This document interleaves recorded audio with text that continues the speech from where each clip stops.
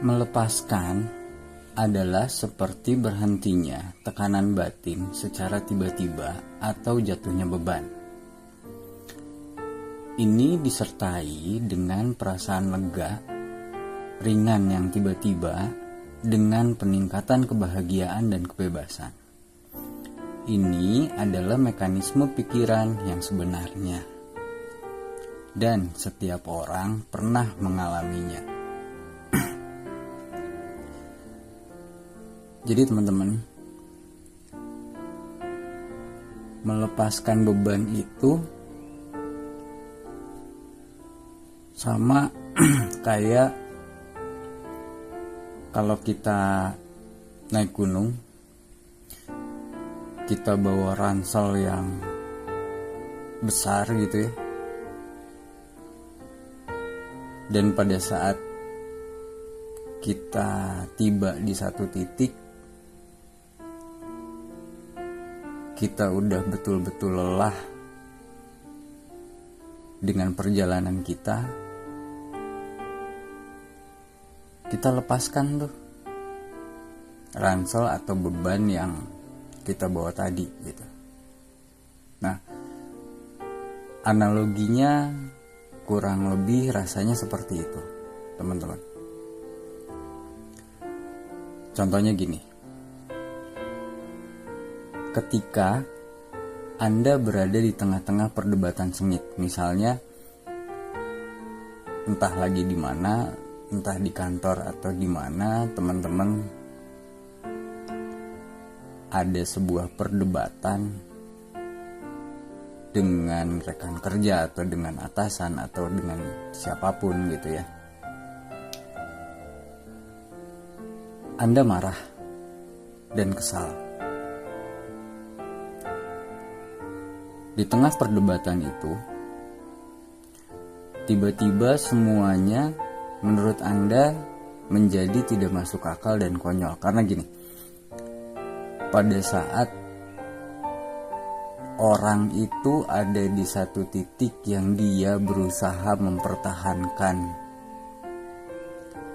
apa yang menjadi belief, kepercayaan di dalam dirinya, di mana hal itu udah sampai kepada batasan akal pikirannya gitu ya. Seringkali orang lain atau kita itu menjadi tidak terkontrol. Kenapa? Karena emosi yang kita bawa itu akan menyebabkan kita menjadi seseorang yang hyperaktif, teman-teman. Dan dengan hyperaktif itu kita tidak bisa mengontrol diri kita.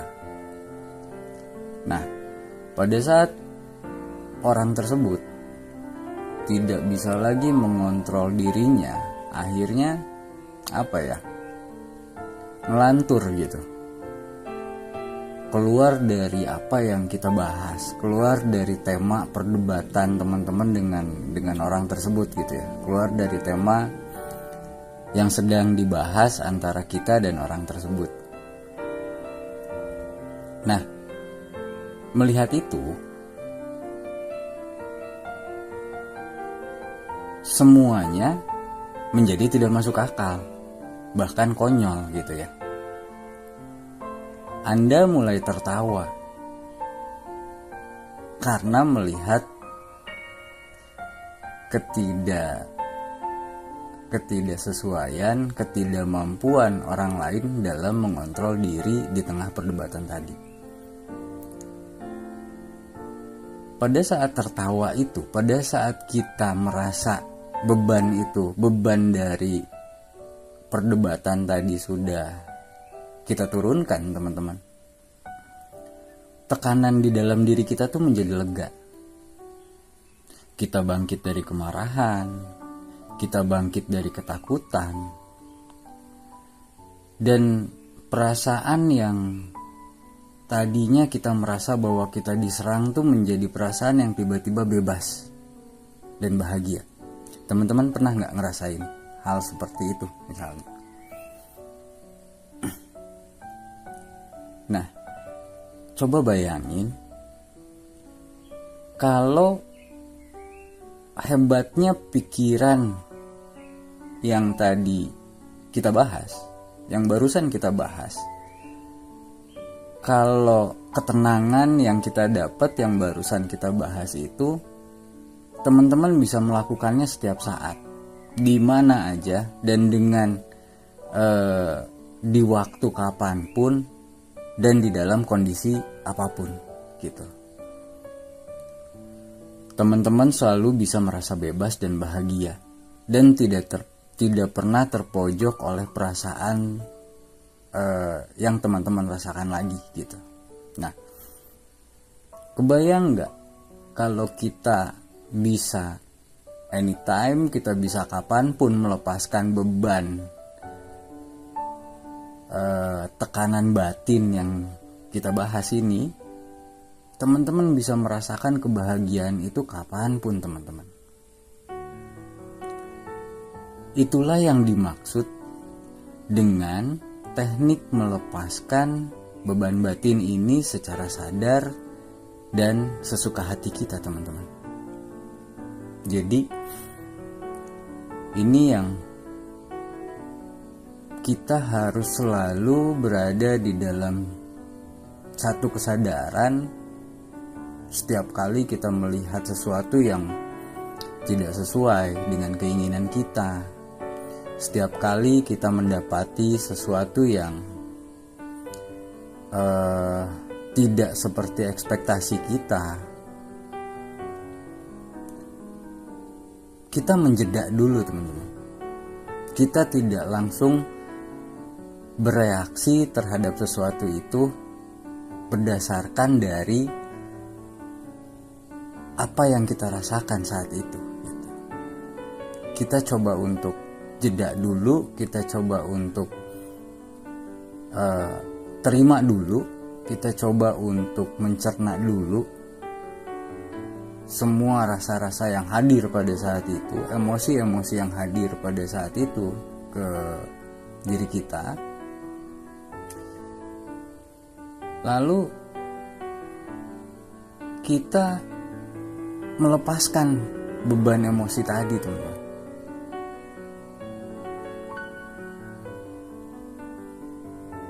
Teman-teman dengan melakukan seperti itu, teman-teman selalu bisa merasa bebas dan bahagia dan nggak akan pernah terpojok oleh perasaan apapun lagi yang teman-teman rasain.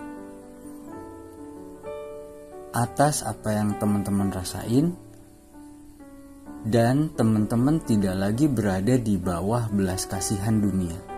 Artinya gini, mau orang itu menilai kita seperti apa, mau orang itu memuji kita atau orang itu menghina kita, mau orang itu mencaci kita, mau orang itu menyanjung kita, mau orang itu seperti apapun yang terjadi di luar diri kita, itu udah gak ada pengaruhnya terhadap diri kita lagi teman-teman. Karena kita sadar bahwa yang bisa membuat kita menderita itu karena diri kita lah yang mengizinkan hal itu terjadi, bukan orang lain.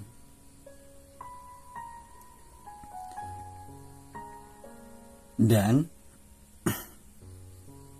teman-teman tidak lagi menjadi korban dari setiap rasa yang teman-teman alami, dari setiap rasa yang hadir di dalam diri teman-teman.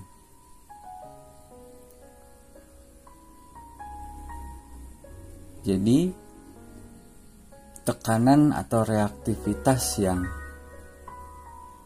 tiba-tiba hadir tadi, karena gini teman-teman, segala sesuatu yang terjadi di dalam hidup kita itu tidak pernah bisa kita atur, tidak pernah bisa kita kontrol, tidak pernah kita harapkan hal itu akan terjadi, tidak pernah kita bisa memilih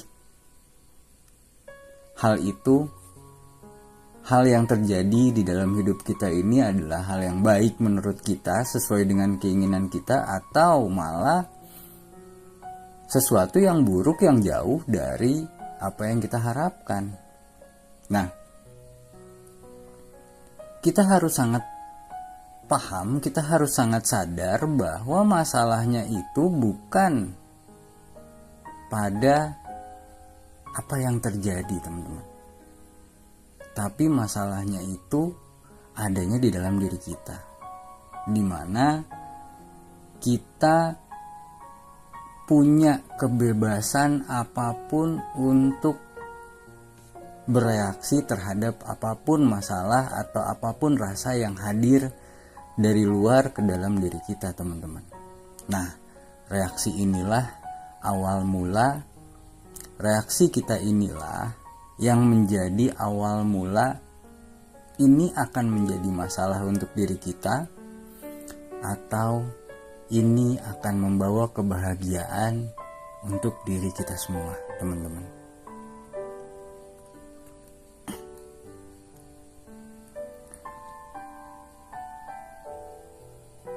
Jadi teman-teman, ada sebuah penelitian ilmiah. Teori ilmiah ini namanya teori Gray-Laviotte. Gray-Laviotte itu adalah teori tentang mengintegrasikan psikologi dan neurofisiologi. Kurang lebih penelitiannya gini, ini tahun 1981. Jadi mereka bilang gini, pikiran itu disimpan di bank memori sesuai dengan berbagai nuansa perasaan yang terkait dengan pikiran itu.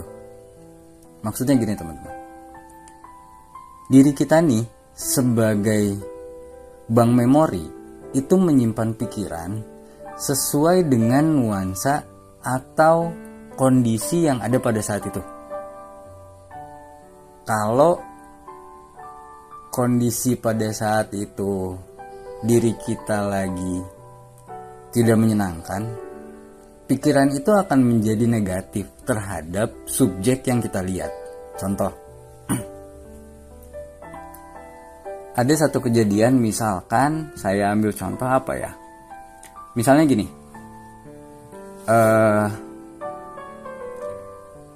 saya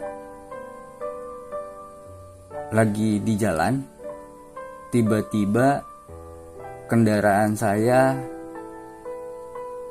kempes ban.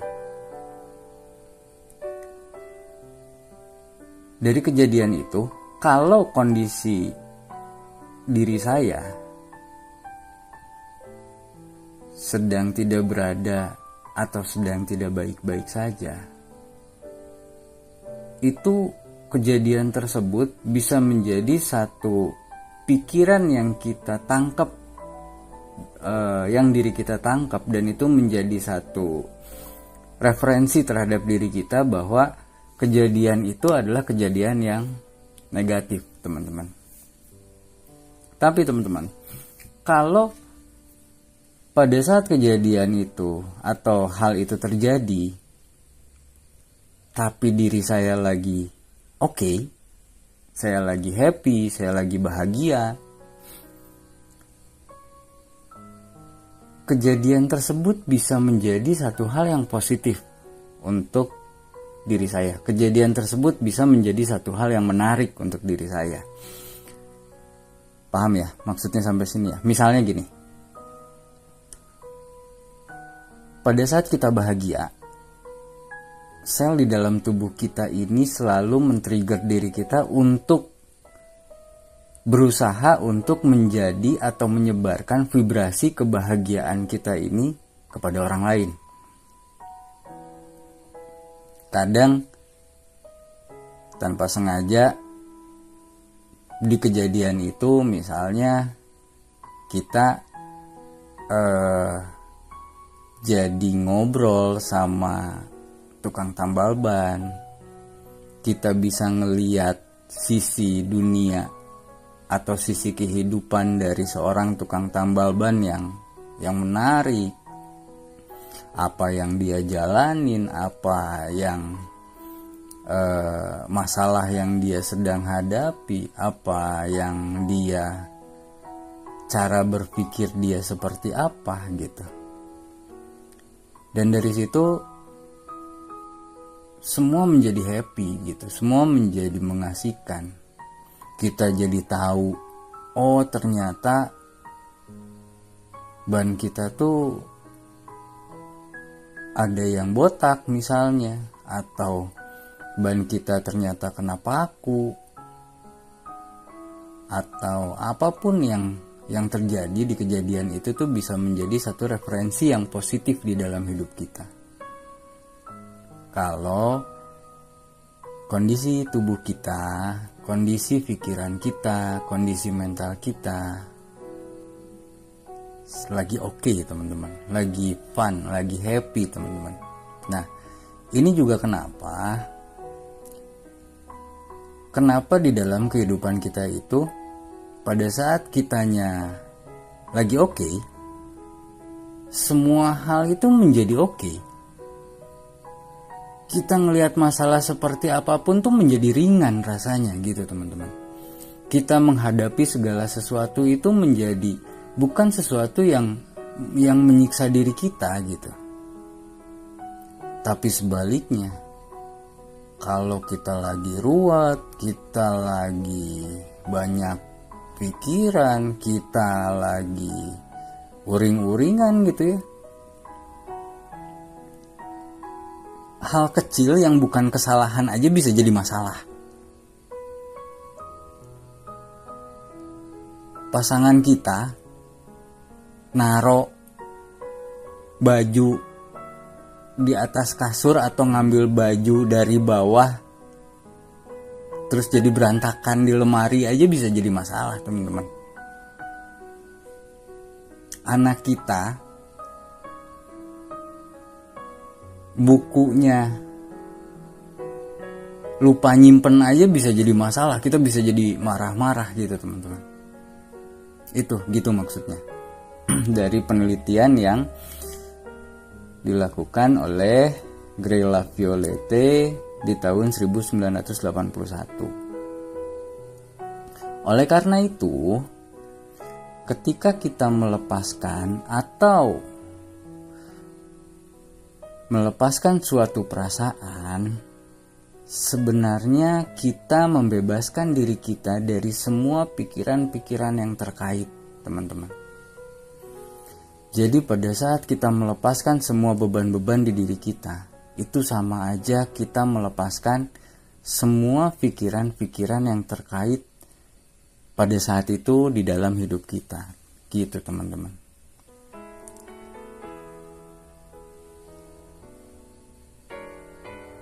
Nilai besar dari mengetahui bagaimana berserah adalah bahwa setiap dan semua perasaan, ingat ini teman-teman ya, setiap dan semua perasaan dapat dilepaskan kapan saja dan di mana saja dalam sekejap. Dan itu dapat dilakukan terus-menerus tanpa usaha. Pertanyaannya cuma satu, kita mau nggak ngelepasinnya? Karena kadang-kadang gini, kenapa sih kita nggak mau ngelepasin semua perasaan itu? Satu, diri kita itu belum mau menerima atas terjadinya kejadian itu, kejadian yang terjadi kepada diri kita. Kita selalu berpikir gini, kenapa kok ini harus terjadi sama saya? Kenapa kok harus saya yang mengalami ini? Kenapa kok hidup saya tuh selalu seperti ini, selalu menderita begini, selalu begini begitu gitu. Jadi pertanyaan kenapa itu adalah hal yang menghalangi diri kita untuk melepaskan semua beban-beban yang ada di dalam diri kita. Nah, yang kedua, kenapa kita sulit untuk memaafkan orang lain? Karena kita selalu merasa bahwa orang lain itu gak pantas untuk mendapatkan maaf dari kita. Kalau kita memaafkan orang lain, nanti dia itu tidak akan belajar. Nanti dia itu tidak akan mendapatkan sesuatu, tidak akan mendapatkan pelajaran. Enak banget kita maafin dia. Dia udah nyakitin kita. Gitu ya, teman-teman ya. Kurang lebih gitu ya. Dia yang salah, kok kita yang maafin. Dia yang bikin masalah, kita yang susah, kok kita yang harus maafin. Gitu. Teman-teman,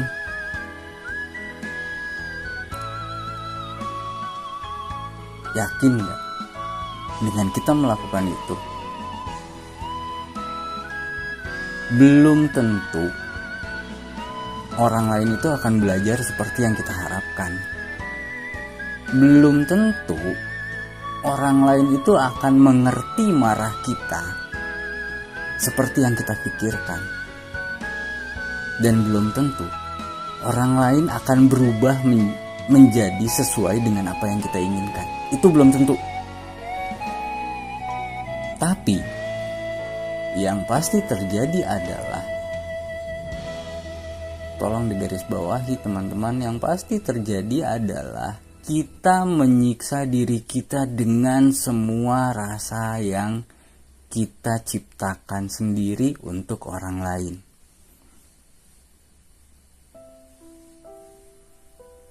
Jadi, sebetulnya kita tidak memaafkan orang lain. Itu tuh kita lagi nyiksa diri kita, teman-teman. Itu tuh kita lagi yang tersakiti, yang disakiti oleh diri kita tuh, oleh kita tuh diri kita, bukan orang lain. Orang yang kita benci itu mungkin dia ketawa-ketawa, mungkin dia happy-happy aja, mungkin dia bahagia-bahagia aja, tapi justru kita yang memberi racun kepada diri kita. Kita yang menyakiti diri kita, kita yang membuat penderitaan di dalam diri kita sendiri karena kita tidak memaafkan atau karena kita tidak bisa menerima kejadian yang terjadi di dalam kehidupan kita. So, memaafkan orang lain itu sebenarnya adalah kita memaafkan diri kita sendiri, teman-teman. Saya memaafkan dia bukan karena saya mengakui bahwa dia itu benar dan saya salah, bukan. Tapi saya memaafkan dia karena saya tahu bahwa diri saya layak untuk bahagia, bahwa diri saya tidak layak untuk mendapatkan penderitaan ini, bahwa diri saya tidak pantas untuk menderita. Gitu, teman-teman. Jadi, balik lagi, kita gak bisa ngatur sesuatu di luar diri kita. Gak pernah bisa, teman-teman. Gini, hidup kita ini, kenapa kita selalu dipengaruhi sama yang namanya masa depan? Atau saya sering sebut masa depan itu adalah imajinasi. Karena toh faktanya masa depan itu tidak ada, masih menjadi plan, masih menjadi imajinasi, masih menjadi hayalan kita. Besok kita akan begini, kita akan begitu, kita mau ke sini, kita mau ke situ, itu kan masih jadi imajinasi yang belum terjadi, teman-teman. Dan kita juga selalu dipengaruhi oleh masa lalu kita, yang saya sering sebut dengan memori.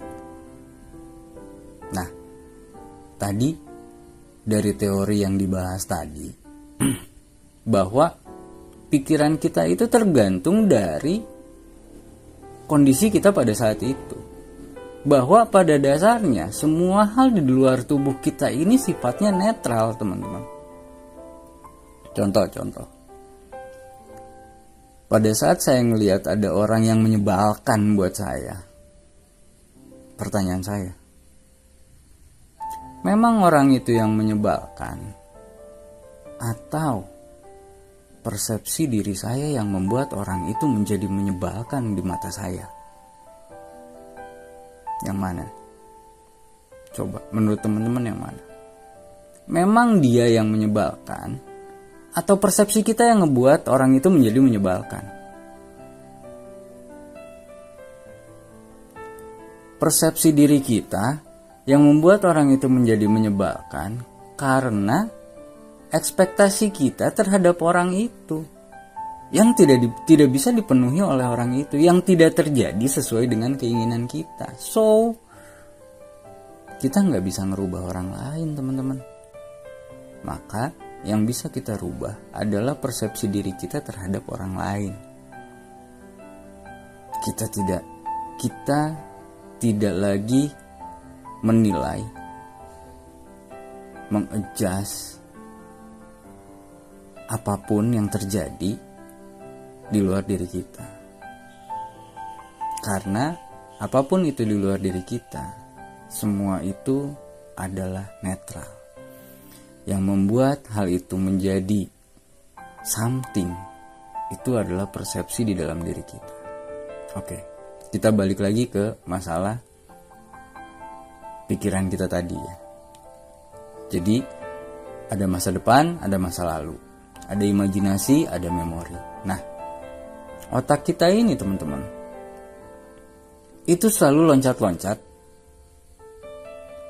ke depan, ke belakang, ke depan, ke belakang, ke depan, ke belakang. Di otak kita ini tidak pernah stay di saat ini, karena dia selalu mencari informasi dari masa lalu untuk menjadi refleksi terhadap masa depan. Terus seperti itu, dan itu yang akhirnya mempengaruhi diri kita.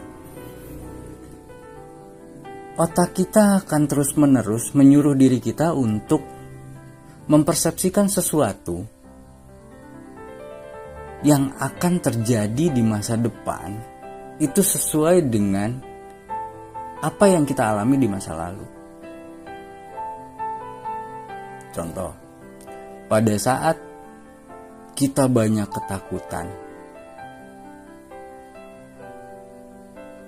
anak kita nanti hidupnya akan susah. Itu karena refleksi masa lalu dari hidup kita yang susah, dari penderitaan yang kita alamin di masa lalu, teman-teman.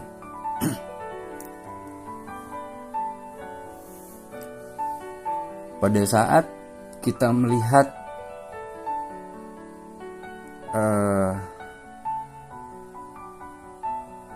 pasangan kita tidak sesuai dengan ekspektasi kita, sebetulnya itu adalah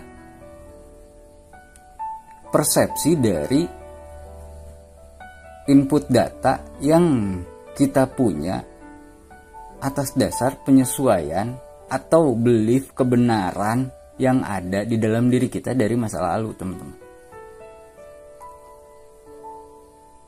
Makanya kenapa gini? Ada orang yang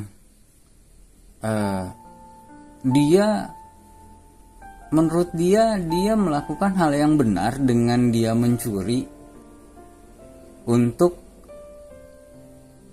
menafkahi keluarganya, misalnya gitu ya. Tentu menafkahi keluarganya ini adalah satu bentuk yang positif. Yang salah itu kan hanya caranya.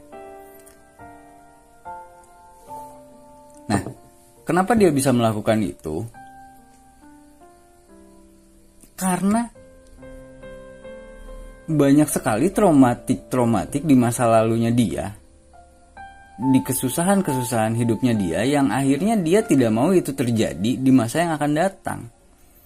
Imajinasi itu menjadi menyeramkan buat dia pada saat dia tidak bisa melakukan A, B, C, D, E, F, G gitu teman-teman.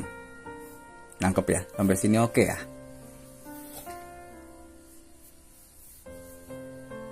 Nah,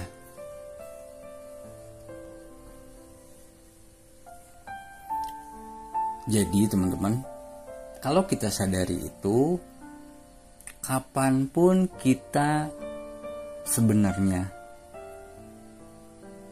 bisa melepaskan semua beban-beban itu.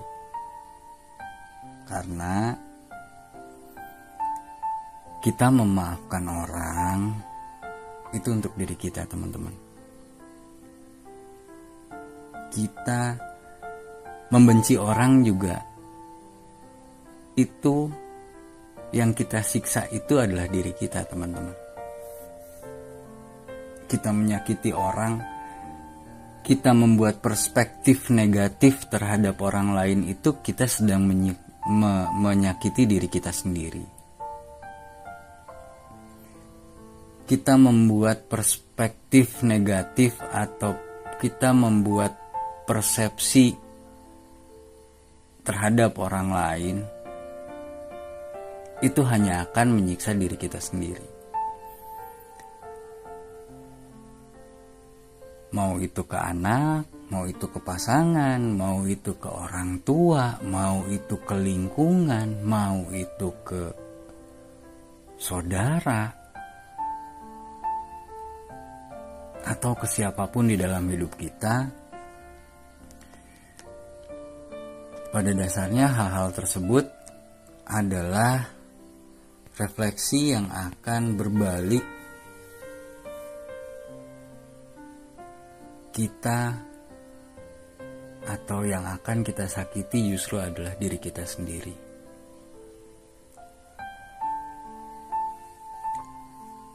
So, pertanyaannya, teman-teman mau nggak ngelepas beban itu? Berat nggak dengan beban-beban itu? Kalau mau, kapan?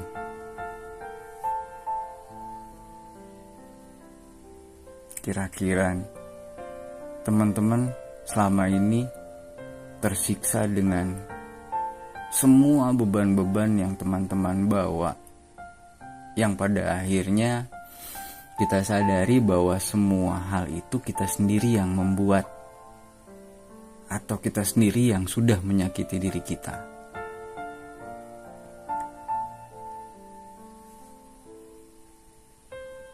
Sampai kapan kita mau seperti ini, teman-teman? Teman-teman mau nggak untuk kita melepaskan semua beban itu? Mau nggak kita mulai menerima semua hal yang ada di luar diri kita sebagai satu netralitas yang bisa kita terima? Tidak perlu kita nilai apapun itu, tidak perlu kita adjustment apapun itu. Dan yang paling utama adalah teman-teman mau nggak maafin diri kita sendiri atas semua luka-luka kita di masa lalu, karena itu yang akan terbawa sampai dengan saat ini, bahkan mungkin sampai nanti.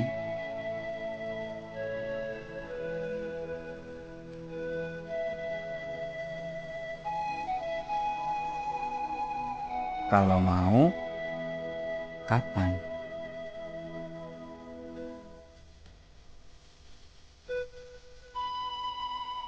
Karena semakin lama kita menahan semua rasa-rasa ini, semakin lama kita menahan semua beban-beban ini, semakin lama kita menumpuk emosi-emosi yang ada di dalam diri kita,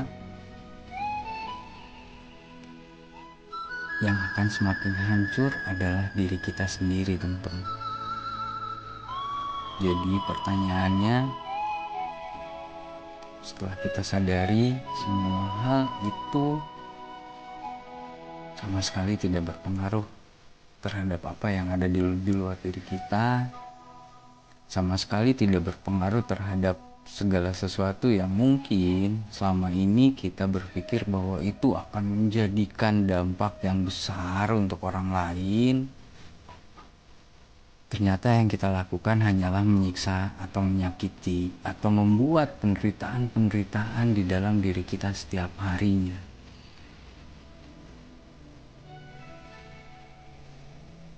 Jadi, kapan kita mau melepas beban itu? Kapan kita mau memaafkan diri kita? Kapan kita mau berdamai dengan semua kondisi-kondisi yang ada di dalam diri kita? Kapan?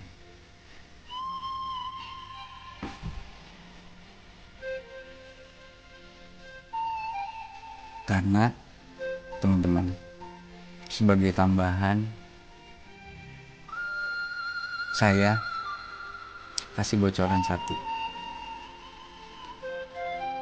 Yang bisa kita kontrol hanyalah diri kita.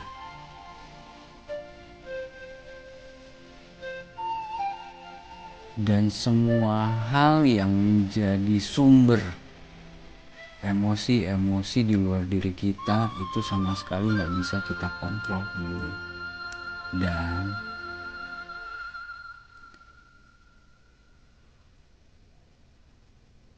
yang akan dihisap dari diri kita, yang akan dimintai pertanggungjawaban sama Allah di yaumul mahsyar nanti, itu adalah segala sesuatu yang bisa kita kontrol atau bisa kita kendalikan. Jadi masalah orang lain mau seperti apa, gak usah dipikirin, teman-teman. Karena kita juga gak akan dihisap,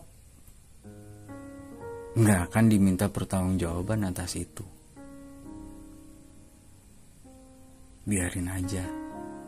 So, daripada kita menyiksa diri kita, lebih baik kita mulai sekarang fokus untuk menciptakan, menimbulkan, membuat, mengundang kebahagiaan-kebahagiaan setiap harinya di dalam kehidupan kita. Kapanpun, dimanapun, dalam kondisi seperti apapun.